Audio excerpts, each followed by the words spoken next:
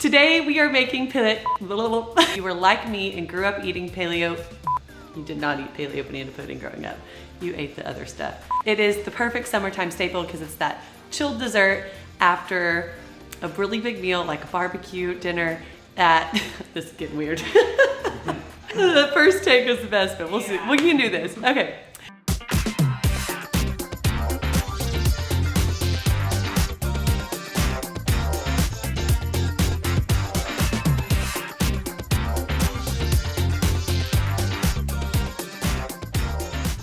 Today we are making paleo banana pudding and I'm so excited for you to try it because if you were like me and grew up eating it, it is the perfect summertime staple. I used to love after like a big barbecue meal having that cool, delicious banana pudding. I know my mom growing up, she actually still makes it this way with the box Jello pudding, all the bananas, all the Nilla wafers, and the Cool Whip on top, and it's phenomenal, and I still love it that way. But what I've done today is I have remade it a little bit with some more wholesome ingredients, and I'm excited for y'all to try it.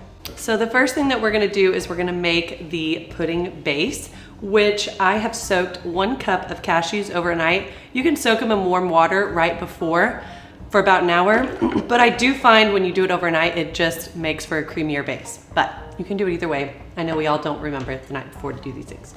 So the other thing that we're gonna add is 1/3 cup of creamer. I am using Nut Pods dairy-free creamer. You can also use just like an almond milk or an oat milk, whatever you prefer. But this is always my favorite. And I use the French vanilla to add a little extra flavor. The other thing we're gonna do to sweeten it is some maple syrup, 1/3 cup maple syrup,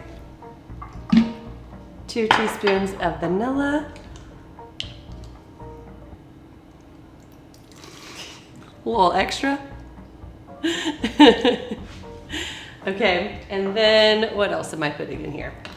I need some lemon juice. This is gonna give it that like tartness that you get whenever you eat pudding. 2 tablespoons of fresh squeezed lemon juice. 1, 2. Clean up my spills. Okay, and then the last thing that you're gonna need at this part, actually, I lied, there's 2 more things. You're gonna do 1 tablespoon of tapioca. This helps kind of thicken it up. This is tapioca flour. It's also called tapioca starch. So don't be confused because it's easy to do. And then a pinch of salt. I know this is a really excessive salt bin, but we use a lot of salt in this kitchen.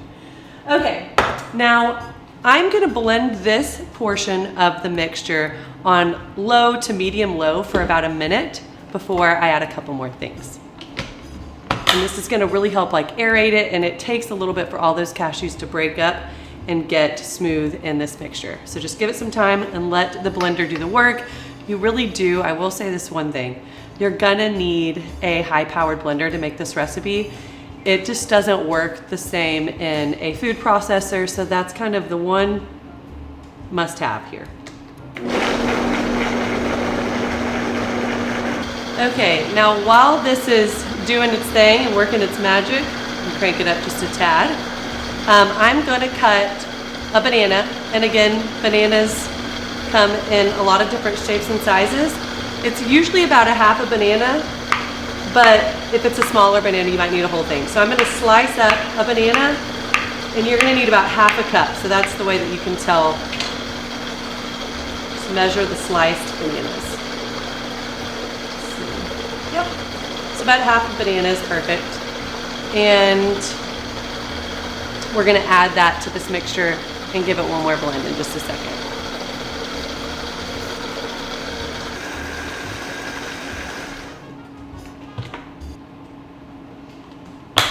Needs more.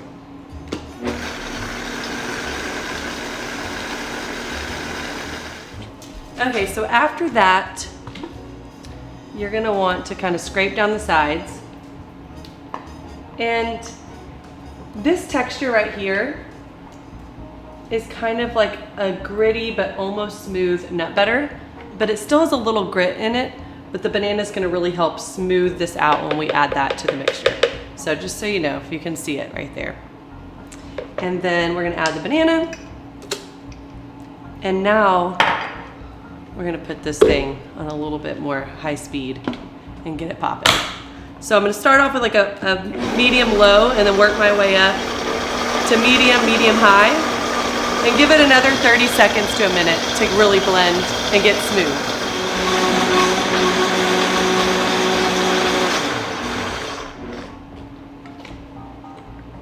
Okay, so now we have this smooth texture.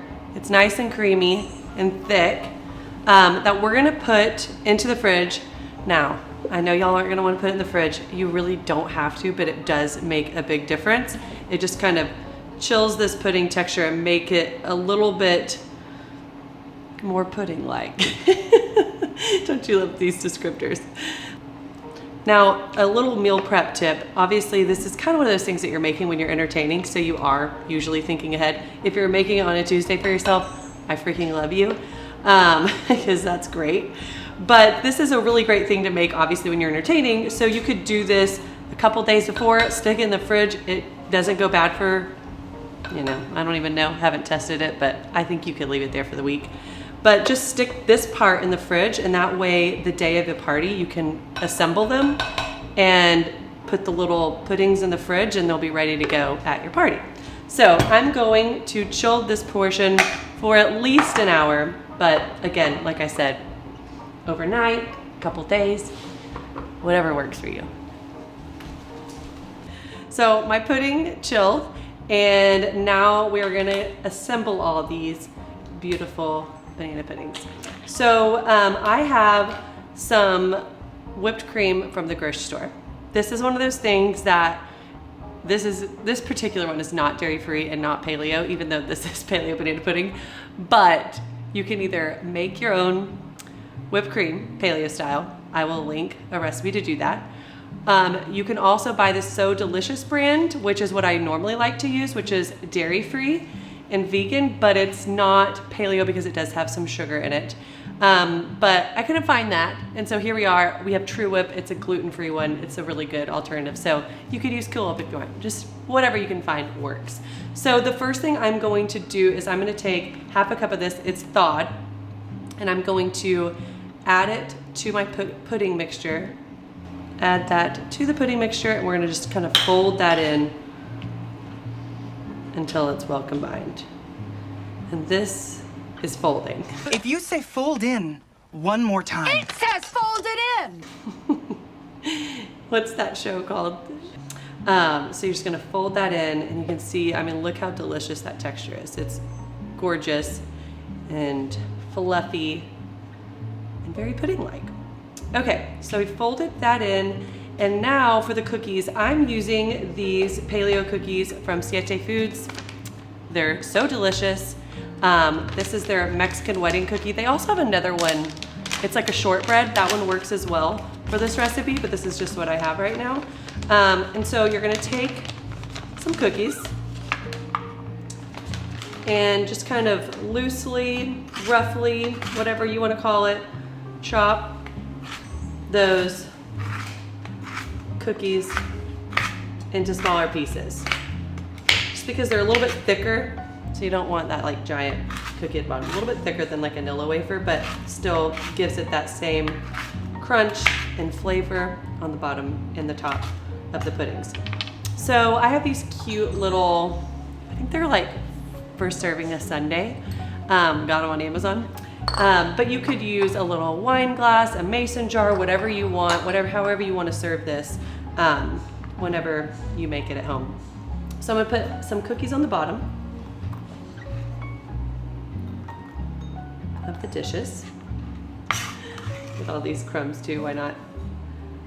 Okay, then I'm gonna take some of the banana pudding.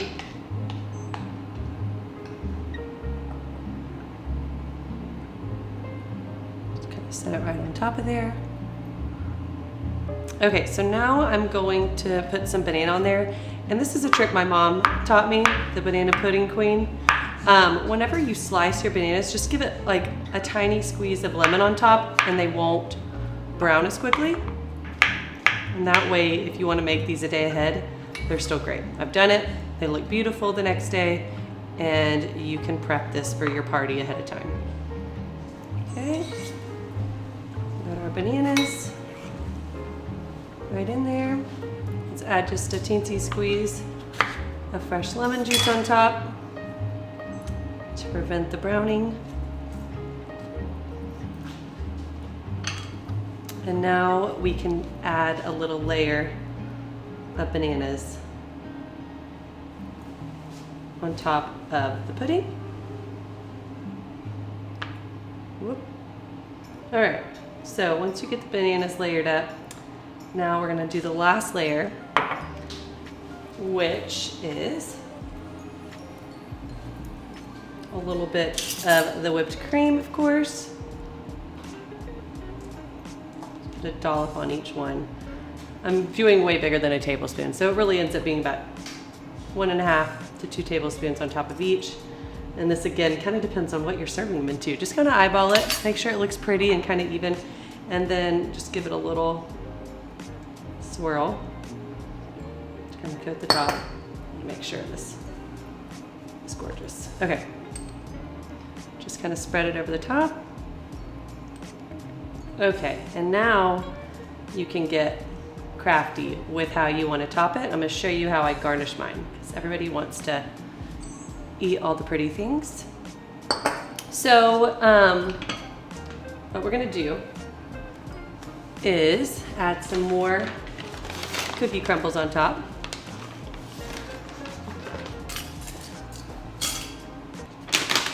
I have 2 bags over here. You probably don't need this much, but we had already eaten half of the first bag. Okay, so just kind of, I like to chop the top layer a little bit more fine.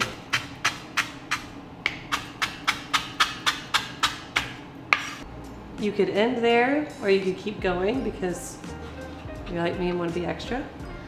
And I do think that this just really takes it to the next level. So a little pinch of cinnamon, again, not necessary, but whenever I do this, people are like, ooh, I like the little touch of cinnamon.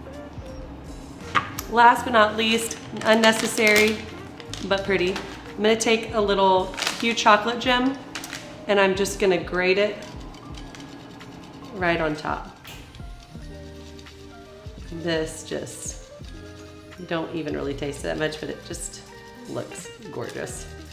And honestly, you only need 1 gem to get across all these. Now, you could eat them right away, but they're so much better if you just put them in the fridge. So what I do is I kind of place them all in a sheet pan, pop them in the fridge, and then when it's time to serve, you just whip these guys out and enjoy. Okay, and so here they are, all set. They're so much fun to serve. I've had so many people, I've been making this a lot for guests lately, trying to get this recipe ready. And some people even say it's better than the real deal if they're not banana pudding fans, which I already was one, but maybe you can make your non-banana pudding fan in your life a new banana pudding lover.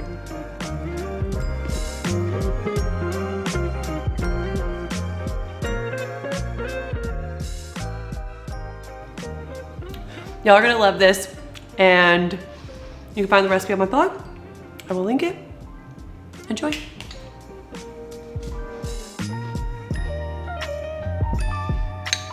It's so good. Do I have whipped cream on my face?